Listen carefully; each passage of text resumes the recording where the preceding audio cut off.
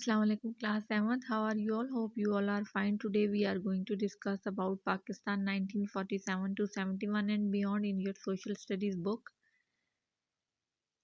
Today I am going to give you a brief review of this chapter. Text pages from 94 to 99. The political instability that has dogged Pakistan for much of its existence probably began with the death of Muhammad Ali Jinnah and Liaquat Ali Khan so early in the country's history. Opportunities rushed in the try to fill the power vacuum. In its first 50 years, Pakistan has had 13 presidents or equivalent and 18 prime ministers of whom to have had two separate terms each. इसके शुरू में बताया जा रहा है कि जब पाकिस्तान बना तो कायद आज़म और लियाकत अली ख़ान की डेथ के बाद पाकिस्तान में बहुत ज़्यादा पॉलिटिकल इंस्टेबिलिटी आई और अब तब से लेके अब तक 50 साल गुजरने के बावजूद पाकिस्तान के 13 प्रेसिडेंट्स और 18 प्राइम मिनिस्टर्स बन चुके हैं. The government tried to impose the use of Urdu as the official language of Pakistan, a language which few Bengalis of the East Wing could speak.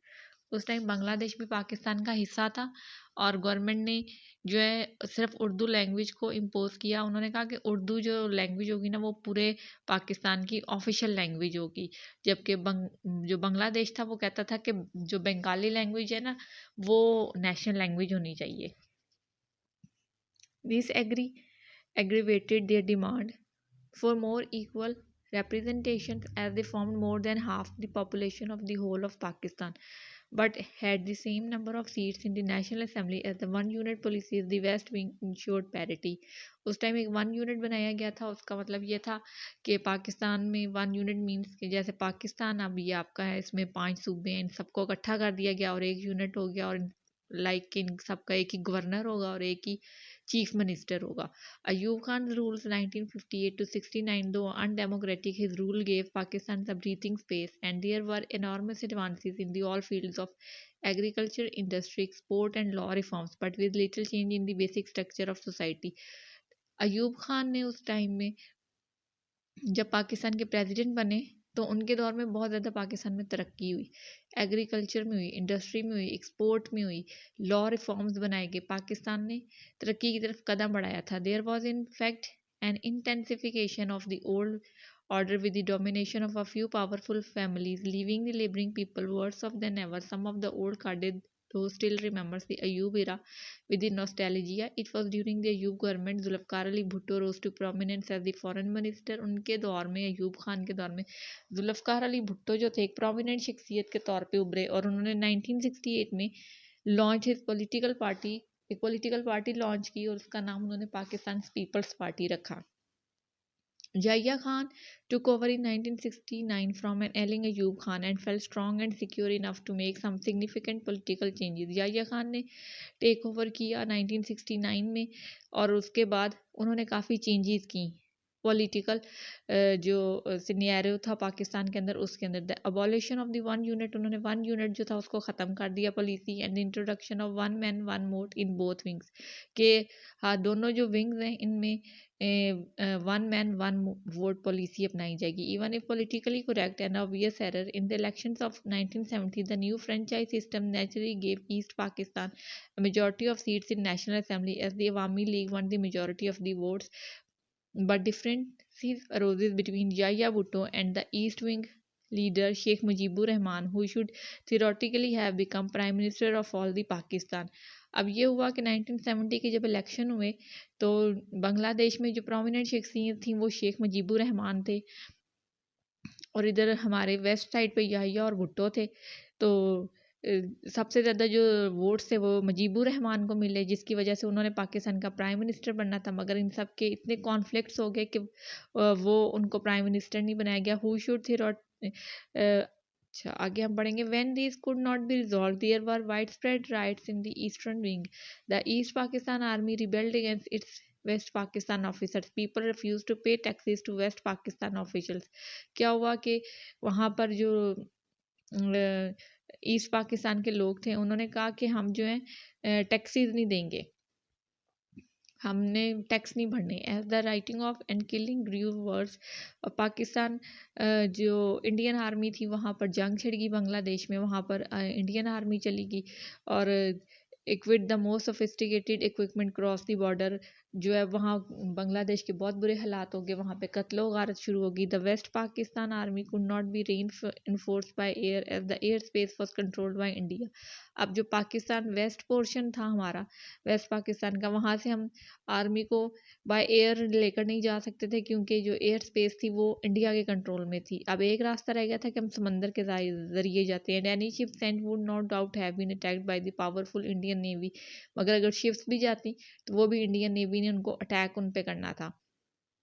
The remnants of West Pakistan Army retreated to Dhaka and surrendered to the rebels on 16 December 1971 and Bangladesh became an independent state। और क्या हुआ कि इतना वहाँ पे गड़बड़ हो गई कि 16 दिसंबर 1971 को बांग्लादेश पाकिस्तान से अलहदा ही हो गया और वो एक अलहदा मुल्क बन गया। भुट्टो बिकम प्रेसिडेंट, भुट्टो जो थे वो पाकिस्तान के प्रेसिडेंट बन गए as a democratic government for a while from 1971 to 77। Bhutto began significant changes. 71 से 77 तक भुट्टो ने पाकिस्तान के वो रहे और वहाँ पर उन्होंने पाकिस्तान में बहुत चेंजेस की। With the genius to chamber government in control and the president largely a ceremonial head of state. Bhutto also set up major steel and engineering industries with Russia and Swiss. In the help of 1974, he organized and hosted the Islamic Smith Conference in Lahore. Bhutto ने जो है टेक्सला के अंदर एक steel industry लगाई और जो किसकी मदद से लगाई थी, रशिया और स्विट्ज़रलैंड की हेल्प से। फिर उन्होंने 1974 में इस्लामिक स्मिथ कॉन्फ्रेंस लाहौर में मुनक्कद की। But he introduced many socialist ideas which ultimately damaged the economy. Though he won the elections of 1977, there were riots and another military coup, this time by the Army Chief of Staff, General Ziaul Haq. General Ziaul Haq began to turn the country into a strict Islamic state. उनके बाद general Ziaul हक पाकिस्तान के president बने और उन्होंने सख्त इस्लामी rules जो थे वो पाकिस्तान में लगा दिए। He promised election, but when they finally came in 1985, he was the only candidate and there were no political parties.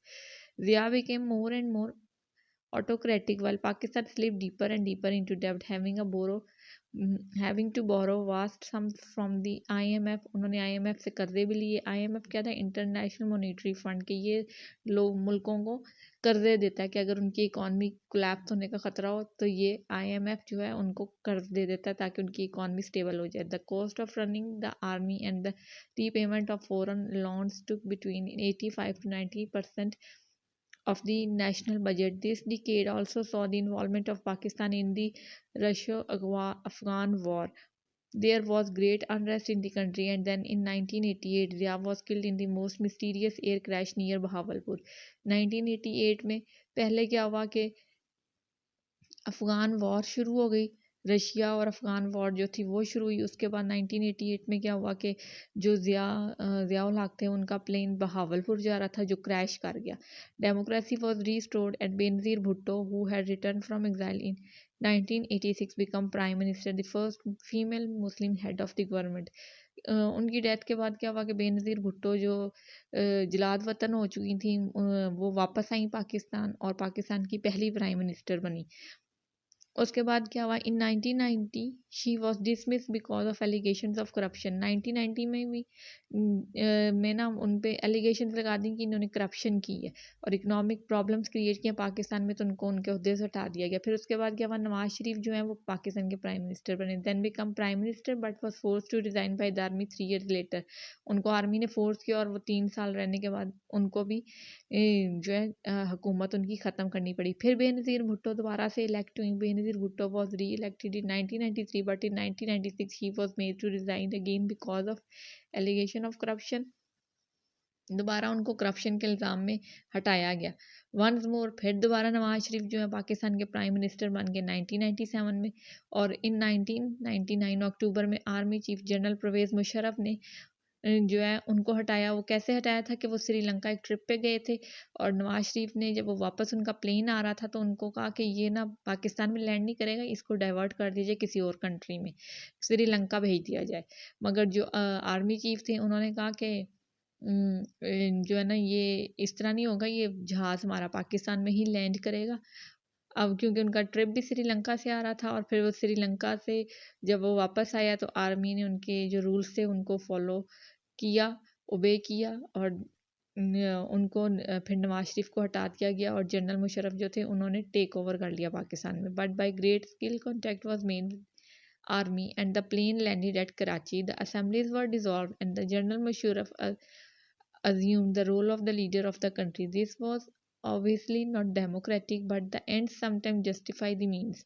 The military government gave the country 7 years of stable government at a very difficult time indeed for Pakistan and the Muslim world. The event of 11 September 2001 in New York and Washington strongly impacted Pakistan's internal and external situation and its economy.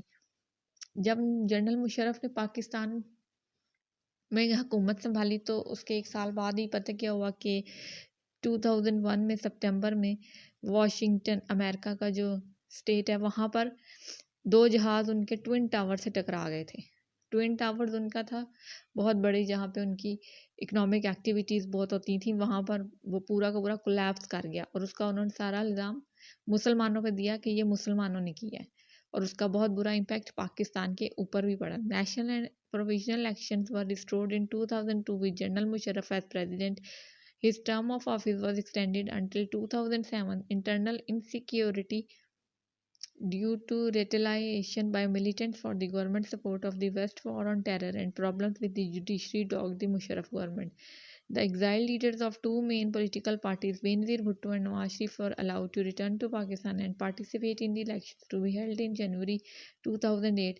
2008 में बेनज़ीर भुट्टो और नवाज शरीफ दोनों पाकिस्तान दोबारा वापस आए कि elections होंगे और उसमें हिस्सा लेंगे, मगर क्या हुआ कि बेनज़ीर जो थी वो उनको कत्ल कर दिया गया लियाकत बाग में on 27 December 2007, an event which shocked Pakistan and the international community.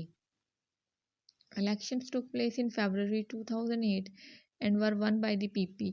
उस टाइम इलेक्शन जो है वो पीपल्स पार्टी ने जीत ली 2008 में, और जो यूसुफ रज़ा गिलानी थे वो पाकिस्तान के प्राइम मिनिस्टर बने और आसिफ अली जरदारी जो थे वो प्रेसिडेंट बन गए, वो को चेयरमैन पीपी के बने थे।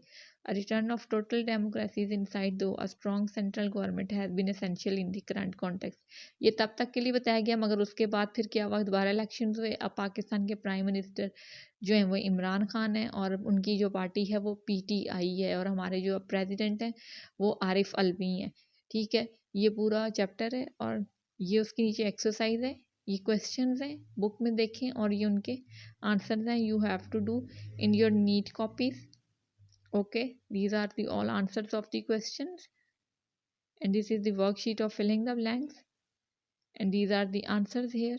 Do it in home. Stay home, stay blessed. Thank you.